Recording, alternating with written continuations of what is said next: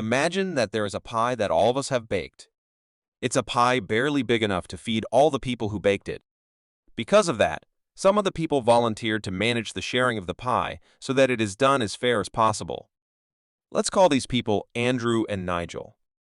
The people chose Andrew and Nigel to manage the pie because they convinced the people that they would do so in a fair manner.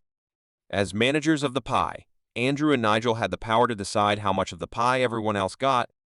Most of the time, the people were upset with how much of the pie Andrew and Nigel gave them because it was barely enough to feed themselves. However, Andrew and Nigel said unto them, "The pie is not that big. We want to give you more, but if we do, the pie will run out. Hold strain, please." The people did not like hearing this because many of them had been starving for a very long time.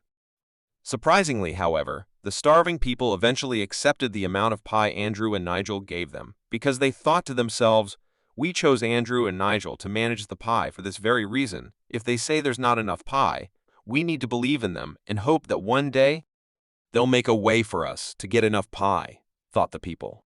Unfortunately, what the people did not know is that after becoming managers of the pie, Andrew and Nigel no longer believed that the pie should be shared fairly. Andrew and Nigel now started to believe these people are blessed to have us manage the pie for them. Sure, we haven't necessarily been managing it well, but that's because we're not getting enough of the pie for ourselves to motivate us to manage it well in the first place. Sure, we asked everyone else to hold strain, but it'll be unthinkable for us to do the same. We're talented managers, and we need to be given enough of the pie to want to remain managers of the pie. Andrew and Nigel eyed the pie with red in their eyes, and they decided amongst themselves to share the pie without the knowledge of everyone else who helped to make the pie. Andrew took for himself a piece so large that the crumbs that fell off it could feed the starving people, and he gave Nigel a piece that was only slightly smaller. When they were finished, they looked at each other and laughed heartily. They felt pleased. They looked out on the starving masses and shamelessly proclaimed what they had done.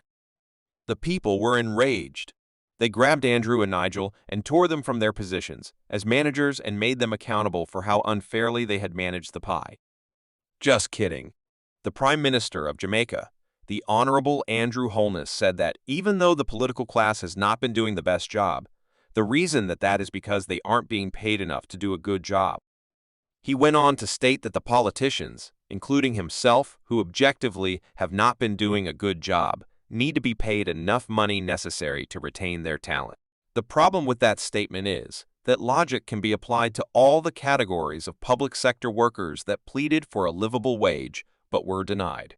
Why do we need to retain our politicians more than our nurses, our doctors, and our police? He then, without any form of oversight or checks and balances, went ahead and increased his own salary by an amount that only be described as astronomical in comparison to what he gave public sector workers. What Mr. Holness has forgotten is that he was placed in his position by the people. If the position is not lucrative enough to satisfy his financial needs, he should choose to step down and let the people decide whether or not the fee to retain his talent is reasonable.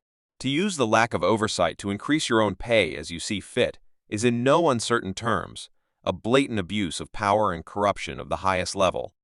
History has shown that whenever an elected leader has acted with such impunity and disregard for the will of the people, it represented a turning point towards the downfall of the country.